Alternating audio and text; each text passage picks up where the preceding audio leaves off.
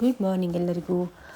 ಹಿಂದೆಲ್ಲ ನನ್ನ ಚಾನಲ್ಗಳಲ್ಲಿ ಬರೀ ರೆಸಿಪಿ ವೀಡಿಯೋಸ್ಗಳಷ್ಟೇ ಬರ್ತಾಯಿತ್ತು. ಆದರೆ ಸ್ವಲ್ಪ ಡಿಫ್ರೆಂಟ್ ಆಗಿರಲಿ ಅಂತ ಏನೋ ಬೇರೆ ಥರ ವೀಡಿಯೋ ಟ್ರೈ ಮಾಡಿದ್ದೀನಿ. ನೋಡಿ ಕಂಪ್ಲೀಟಾಗಿ ವೀಡಿಯೋ ನೋಡಿ ಇಷ್ಟ ಆದರೆ ಒಂದು ಲೈಕ್ ಮಾಡೋದನ್ನು ಮರಿಬೇಡಿ. ಇವಾಗ ಬನ್ನಿ, ಸಂಡೇ ಮಾರ್ನಿಂಗ್ ಇದು. ಬೆಳಗ್ಗೆ ಬ್ರೇಕ್ಫಾಸ್ಟಿಂದ ಸ್ಟಾರ್ಟ್ ಮಾಡ್ತಾಯಿದ್ದೀನಿ. ಇವತ್ತಿನ ತಿಂಡಿಗೆ ನಾನು ಬ್ರೆಡ್ ಸ್ಯಾಂಡ್ವಿಚ್ ಮಾಡ್ಕೊತಾಯಿದ್ದೀನಿ. ಬ್ರೆಡ್ ಸ್ಯಾಂಡ್ವಿಚ್ನ ತುಂಬ ಈಸಿ ಸಿಂಪಲ್ಲಾಗಿ ಮಾಡ್ತಾಯಿದ್ದೀನಿ.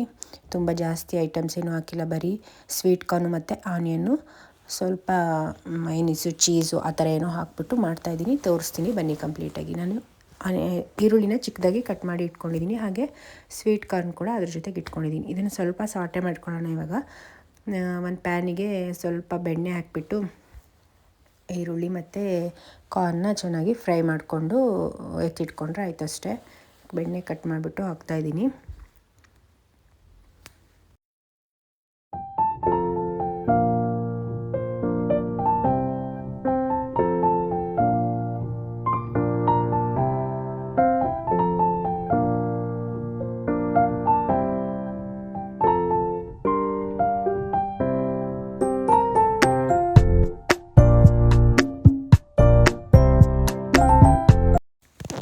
ಅದಕ್ಕೆ ಸ್ವಲ್ಪನೇ ಉಪ್ಪು ಹಾಕ್ತಾಯಿದ್ದೀನಿ. ನಮಗೆ ಚೀಸಲ್ಲಿ ಮತ್ತು ಮೈನೀಸಲ್ಲಿ, ಸಾಸಲ್ಲಿ ಎಲ್ಲದರಲ್ಲೂ ಉಪ್ಪಿನಂಶ ಇರುತ್ತೆ. ಹಾಗಾಗಿ ನೋಡ್ಕೊಂಬಿಟ್ಟು ಸ್ವಲ್ಪ ಎಷ್ಟು ಬೇಕೋ ಅಷ್ಟು ನೋಡಿ ಹಾಕ್ಕೊಂಡ್ರೆ ಸಾಕಾಗುತ್ತೆ. ಇದು ನೋಡಿ ಗೋಲ್ಡನ್ ಕಲರ್ ಅಂದರೆ ಸ್ವಲ್ಪ ಕ್ರಿಸ್ಪಿನೆಸ್ ಇರಲಿ ಅಂತ ಕ್ರಿಸ್ಪಿ ಆಗೋ ತನಕ ಫ್ರೈ ಮಾಡ್ಕೊಂಡಿದ್ದೀನಿ. ಬರೀ ಬೆಣ್ಣೆ ಮತ್ತು ಆನಿಯನ್ನು, ಕಾರ್ನ್ ಮೂರನ್ನ ಫ್ರೈ ಮಾಡಿರೋದಷ್ಟೇ. ಅದನ್ನ ಒಂದು ಬೌಲಿಗೆ ಟ್ರಾನ್ಸ್ಫರ್ ಮಾಡಿಬಿಟ್ಟು ಅದಕ್ಕೆ ಇವಾಗ ಎಲ್ಲ 1 by 1 ಆ್ಯಡ್ ಮಾಡ್ಕೊತಾ ಹೋಗೋಣ. ಇದಕ್ಕೆ ನಾನು ಏನೂ ಹಾಕಿಲ್ಲ, ಬರೀ ಮೈನೀಸ್ ಅಷ್ಟೇ. ಇದು ತಂದಿರೋದು ಸ್ಟೋರ್ ಬಾಟ್ ಮೈನೀಸು. ಅದನ್ನು 1-2 ಸ್ಪೂನ್ ಹಾಕ್ಬಿಟ್ಟು 1 ಚಮಚ ಆಗೋಷ್ಟು ಕೆಚಪ್ ಹಾಕ್ಬಿಟ್ಟು ಮಿಕ್ಸ್ ಮಾಡಿಕೊಂಡ್ರೆ ನಮಗೇನು ಸ್ಯಾಂಡ್ವಿಚ್ಚಿಗೆ ಬೇಕೋ ಅದು ಸ್ಟಫಿಂಗ್ ರೆಡಿ ಆಗುತ್ತೆ ಅಷ್ಟೇ. ತುಂಬ ಸಿಂಪಲ್ಲಾಗಿ ಸಂಡೇ ಬ್ರೇಕ್ಫಾಸ್ಟ್ ಈಸಿಯಾಗಿ ಪಟ್ಟಂತ ಆಗೋಗಲಿ ಅಂತ ಮಾಡೋದಿದ್ರೆ ಈ ಥರ ಈಸಿಯಾಗಿ ಮಾಡ್ಕೊಬೋದು. ಈಗ ಅದೇ ಪ್ಯಾನಲ್ಲಿ ನಾನು ಬ್ರೆಡ್ನ ಫ್ರೈ ಅಂದರೆ ರೋಸ್ಟ್ ಮಾಡ್ಕೊತಾ ಇದ್ದೀನಿ. 2 ಸೈಡು ಸ್ವಲ್ಪ ಕ್ರಿಸ್ಪಿ ಆಗೋ ಥರ ರೋಸ್ಟ್ ಮಾಡ್ಕೊತಾ ಇದ್ದೀನಿ.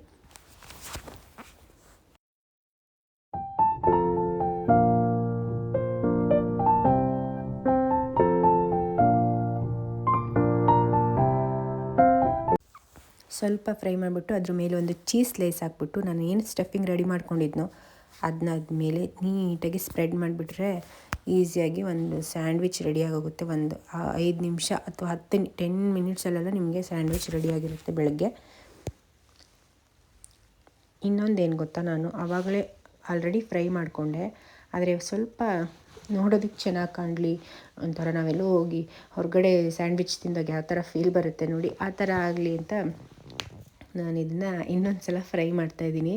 ಈ ಥರ ಸ್ಯಾಂಡ್ವಿಚ್ ತವ ಅಂತಲೇ ಬರುತ್ತಲ್ವ, ಅದ್ರ ಮೇಲೆ ಇಟ್ಬಿಟ್ಟು ಸ್ವಲ್ಪ ಪ್ರೆಸ್ ಮಾಡಿ ಮೇಲೆಯಿಂದ ಚೂರು ಬೆಣ್ಣೆ ಹಾಕಿ 2 ಸೈಡು ಈ ಥರ ಬೇಯಿಸ್ಕೊಂಡ್ರೆ ಅದರಲ್ಲಿ ನೀಟಾಗಿ ಲೈನ್ಸ್ ಬರುತ್ತಲ್ವ, ಅದನ್ನು ನೋಡಿದ್ರೇ ನಾವೇನೋ ಆಚೆಯಿಂದ ತಂದು ತಿಂತಾಯಿದ್ದೀವೇನೋ ಅನ್ನೋ ಥರ ಫೀಲ್ ಬರುತ್ತೆ. ಸೊ ಅದಕ್ಕೋಸ್ಕರ ಇನ್ನೊಂದು ಸಲ ಫ್ರೈ ಮಾಡ್ತಿದ್ದೀನಿ. ಡೈರೆಕ್ಟಾಗಿ ನಾನು ಮೊದಲು ಮಾಡಿದ್ನಲ್ವ ಆ ಥರ ಮಾಡೋದೇ ಬೇಡ, ಡೈರೆಕ್ಟಾಗಿ ಈ ಥರ ಹಾಕ್ಬಿಟ್ಟು ಮಾಡಿಕೊಂಡ್ರೆ ರೆಡಿಯಾಗೇ ಹೋಗುತ್ತೆ. ಒಂದು ಸ್ಟೆಪ್ ಎಕ್ಸ್ಟ್ರಾ ತೋರಿಸಿದ್ದೀನಿ ಅಷ್ಟೇ. ಇವಾಗ ನೋಡಿ ಸಖತ್ ಎಮ್ಮೆಯಾಗಿರೋ ಸ್ಯಾಂಡ್ವಿಚ್ ರೆಡಿಯಾಗಿದೆ. ಸ್ವಲ್ಪ ಕೆಚಪ್ ಜೊತೆಗೆ ಅದನ್ನ ತಿಂದರೆ ಆಯಿತು ಅಷ್ಟೇ, ಬ್ರೇಕ್ಫಾಸ್ಟೇ ಮುಗಿದೋಗುತ್ತೆ.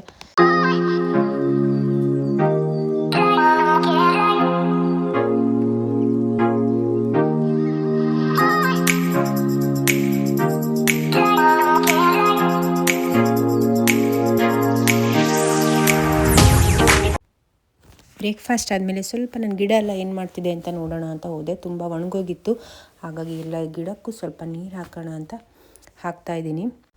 ಮತ್ತೊಂದೇನು ಗೊತ್ತಾ, ನಮ್ಮ ಮನೆ ಹತ್ರ ಸುತ್ತಮುತ್ತ ಎಲ್ಲ ಕನ್ಸ್ಟ್ರಕ್ಷನ್ ನಡೀತಾ ಇದೆ. ಎಲ್ಲ ಗಿಡದ ಮೇಲೂ ಧೂಳು, ಸಿಮೆಂಟಿನ ಡಸ್ಟ್ ಆ ಥರ ಕೂತ್ಕೊಂಡಿರುತ್ತೆ. ಹಾಗಾಗಿ ನಾನು ಯಾವಾಗಲೇ ನೀರು ಹಾಕಬೇಕು ಅಂದರೆ ಮೇಲಿಂದ ಎಲೆ ಎಲ್ಲ ನೀರು ಬೀಳೋ ಥರ, ಅದು ಫುಲ್ ವಾಶ್ ಆಗಿ ಹೋಗೋ ಥರ ಮೇಲ್ಗಡೆಯಿಂದನೇ ಸ್ವಲ್ಪ ನೀರನ್ನು ಹಾಕ್ತೀನಿ.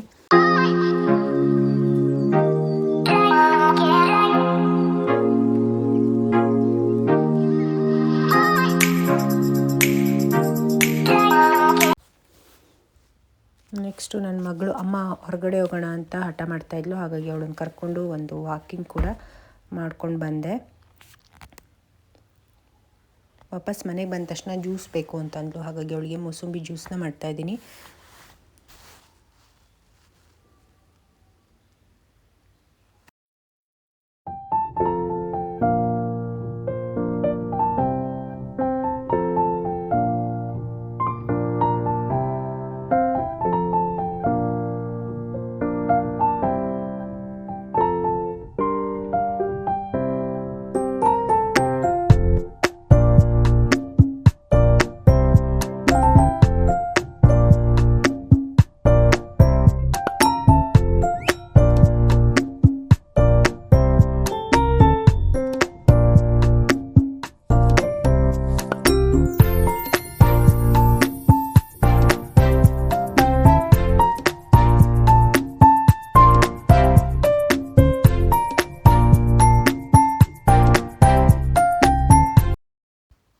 ನೆಕ್ಸ್ಟ್ ತುಂಬ ಇಂಟ್ರೆಸ್ಟಿಂಗ್ ಆಗಿರುವಂಥ ಒಂದು ಟಾಪಿಕ್ಕು ಎಲ್ಲ ಹೆಣ್ಮಕ್ಳಿಗೆ. ಇದು ಒಂದು ಫೇಸ್ ಪ್ಯಾಕ್ ತೋರಿಸ್ತಾ ಇದ್ದೀನಿ, ಸಿಂಪಲ್ ಆಗಿರೋದು.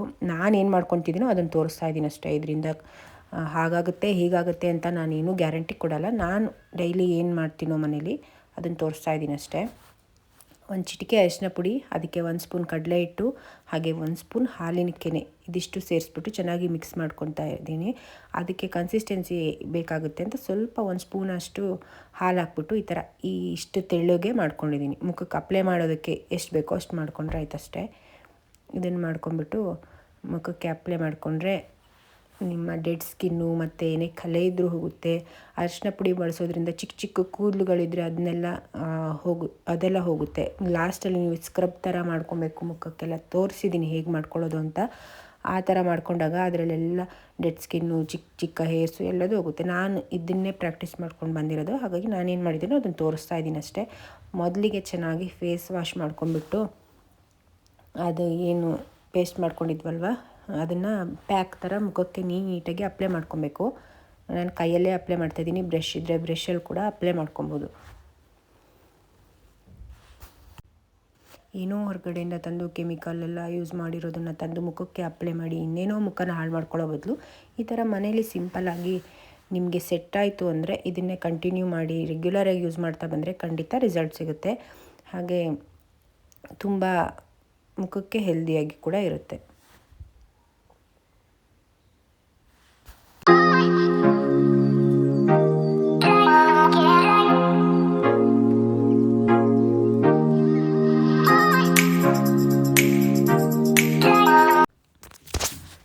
ಮಿನಿಟ್ಸ್ ಆದಮೇಲೆ ನಾನು ಈ ಪ್ಯಾಕ್ನ ತೆಗಿತಾ ಇದ್ದೀನಿ. ನೋಡಿ ಇಷ್ಟೇ ಡ್ರೈ ಆಗಿದೆ. ಇದನ್ನ ಇವಾಗ ಚೆನ್ನಾಗಿ ಸ್ಕ್ರಬ್ ಮಾಡಿಬಿಟ್ಟು ಒಂದು ಸಲ ನೆಕ್ಸ್ಟು ನಾನು ತಣ್ಣೀರಲ್ಲಿ ನೀಟಾಗಿ ತೊಳೆದ್ಬಿಟ್ಟು ಅದಾದಮೇಲೆ ಏನು ಫೇಸ್ ವಾಶು ಅಥವಾ ಸೋಪು ಏನು ಯೂಸ್ ಮಾಡ್ತೀವೋ ಅದನ್ನು ಹಾಕ್ಬಿಟ್ಟು ಕ್ಲೀನಾಗಿ ಇನ್ನೊಂದು ಸಲ ತೊಳೆದ್ರೆ ತುಂಬ ಕ್ಲಿಯರಾಗಿ ಸ್ಕಿನ್ ಗ್ಲೋ ಒಂಥರ ಸಾಫ್ಟಾಗಿ ಚೆನ್ನಾಗಿ ಫೀಲ್ ಆಗುತ್ತೆ.